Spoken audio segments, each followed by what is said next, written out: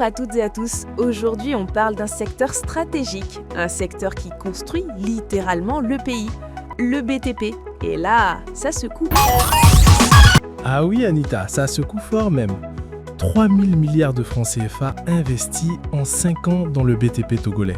Rien que le chiffre donne le vertige. Mais derrière ces milliards, les professionnels tirent la sonnette d'alarme. En février, lors d'une rencontre entre l'État et le secteur privé, le ton était clair. Ras-le-bol général, chantiers inachevés, retard à répétition, malfaçon technique. Et ce qui fait mal, c'est le contraste. On parle de milliards, mais sur le terrain, on voit parfois des routes qui ne se terminent jamais, des projets abandonnés, des entreprises locales qui étouffent sous les dettes et les délais. Les acteurs du BTP ne sont pas passés par quatre chemins.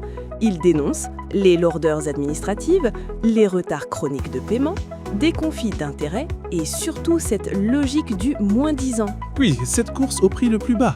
On choisit l'offre la moins chère et après on paie le prix en qualité. Au final, on économise au départ, mais on perd sur la durée. Le cas de la route Alieri-Dekpaz-Tambéry est souvent cité comme exemple. Un projet qui illustre les blocages structurels.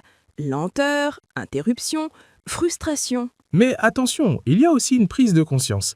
Plusieurs ministres parlent désormais d'un changement d'approche.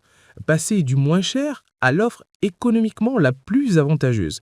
Autrement dit, qualité, durabilité, compétence. Et c'est un virage stratégique important, parce qu'au-delà des routes et des bâtiments, c'est la crédibilité même de la politique des résultats qui est en jeu. Exactement. On ne peut pas parler de transformation économique si les infrastructures ne suivent pas.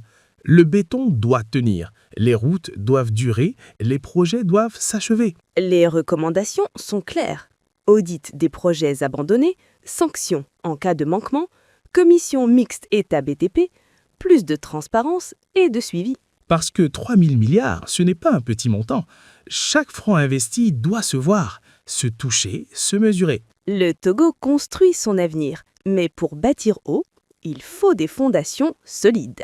Merci de nous avoir écoutés. C'était La Voix locale. À très bientôt.